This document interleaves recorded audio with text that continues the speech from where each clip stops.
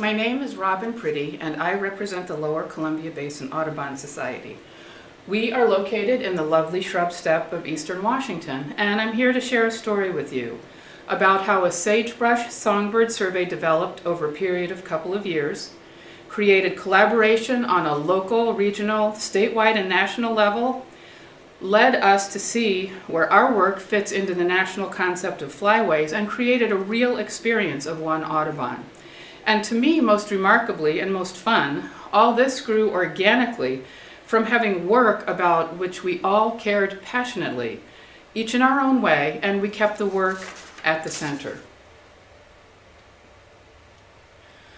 We are again the Lower Columbia Basin Audubon Society. We were founded in 1963 as a birding club and officially joined Audubon in 1965. Being from the shrub steppe, we know it's threatened from all kinds of development, industry, housing, agriculture, but often we feel most of all it's threatened because it's not valued. It's often referred to as scrub or as wasteland, and the lovely lovely landscape and its inhabitants are just not at all appreciated. Of course, we don't see it that way, and it's important to us to work to preserve it as much as we can. This is our location, again, in eastern Washington. And so now let me tell you a little bit about the story. About 2 years ago, Washington Audubon approached us with a proposal for conservation studies. They suggested about sage grouse, and we kind of grumped. We don't have sage grouse in our area, or leks in our area. And we thought, what about songbirds? We look at songbirds on our own bird walks and we hear them and they matter a lot to us. So Washington Audubon responded first with a literature search, which led to more conversations. And then last fall, the Sagebrush Songbird Survey began. We began the pilot. So a few years ago, we weren't feeling all so warm and fuzzy necessarily about Washington Audubon, nor about national. Sometimes here in eastern Washington, we kind of specialize in feeling neglected as being the much, much less populated part of the state, east of the mountains.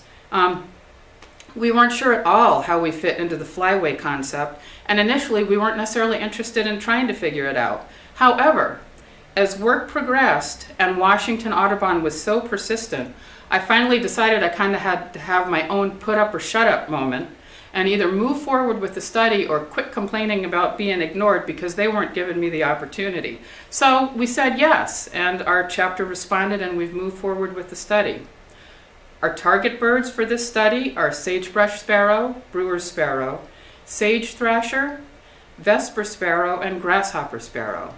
These birds move between the southern part of Canada, British Columbia, and northern Mexico through the Great Basin between the Cascades and the Rockies, where we are all located. So we now see that the work we're doing with these birds has created our own concept understanding of the flyway as being a mini flyway, sort of an interior flyway that moves internationally between Canada and Mexico through the Great Basin, and these birds migrate through it. And so all of a sudden we really could see where we fit, and we were led to see that fit because of the work.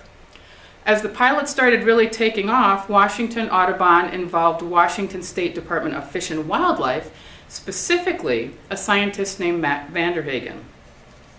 From his involvement, we've gotten a great scientific framework, data, protocols, procedures, excellent site selection and access, all of which we know makes the work more valuable and meaningful.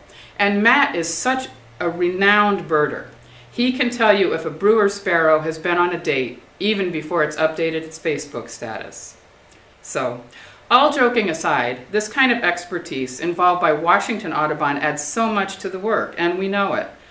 At our first training, we expected about 18 people. That's what we were prepared for, mostly local. We ended up with over 30 people responding, including some top-notch birders from all over the state. In our first round of site surveys, we got 13 out of the 14 hoped-for sites. Our original thoughts were that we would maybe do 2 or 3. So this project quickly has become far more than we ever imagined it would be. At this point, we have just finished the first set of counts, so we'll be reviewing what we have accomplished and how to tune it, expand it, improve it for next year.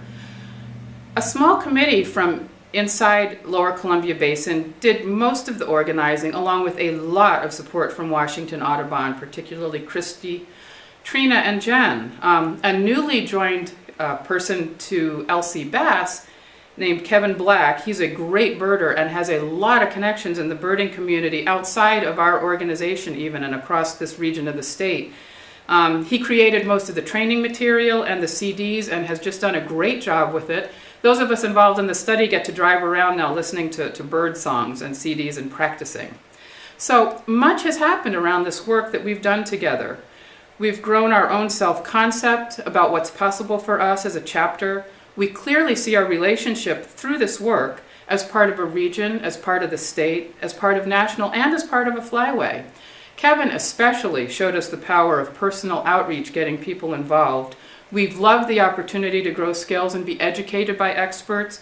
I think probably all birders are like that. We're all, I think, by nature, lifelong learners. We've been able to make great use of the newly provided GPS support that National has provided.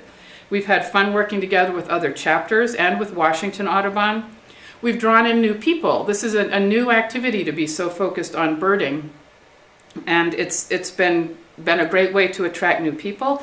And we're filling a gap of data about shrub steppe birds and their habitat, a gap we didn't know existed until Washington Audubon had identified it through their literature search. And we're really excited to be creating useful data sets that speak to the birds and habitat we care so much about.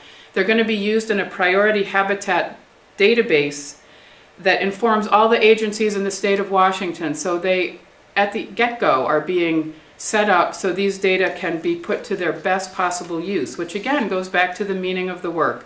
At the center of all these really great and fun things that have happened and are happening is the meaning of the work. We of course have challenges going forward, as any project would. But again, I just want to emphasize that the center of this great experience is the work. I have been around long enough to have been subjected to lots of team training that mostly resulted in teams looking for something to do. And this is the other way around. This great energy and what we've achieved so far is a result of keeping meaningful work at the heart of what we have done and will continue to do. Challenges, of course, will include continuity and scaling through time and space, data and consistency, maintaining and creating the connections between chapters, regions, Washington Audubon, National Audubon, potentially international. This work does have the potential to connect internationally to Canada and Mexico, and so there's a possibility there that this could even connect us better to our large Hispanic community in Eastern Washington. So that'll be a fun adventure to take into the future. And the habitat connectivity we think is so important. It's a really important aspect of shrub steppe conservation. The loss of connectivity in parcels is as important as just simply the loss in acreage. And the movement of these birds as they move in their natural states through this interior flyway really highlights the importance of connectivity in conserving shrub steppe lands. The next steps we have, again, are analysis, improvement, expansion, inclusion, connection. I've already touched on some of those briefly. And, to keep this short, I'll just go to the end of the story and again go back to what I believe to be central to what has made this effort so much fun and so great, is the meaningful work. We have been honored to be able to pursue work that speaks to the shrub steppe and the birds that we care so much about. It's led to great collaboration, a project with far more reach than we ever imagined, and it's made our own understanding and how we fit into the architecture of the flyways, and how flyways connect people, landscape, time, and space through the movement of the birds. I believe with all my heart that at the center of Audubon, and one Audubon, is the meaningful work that we do. We all care so much about birds and habitat. Putting meaningful work at the center of this effort has created an experience that's drawn people in and people together to speak to the shrub steppe about which we care so very much. So thank you for listening. It's been a delight to be able to tell this story, and we look forward to the future. Thank you.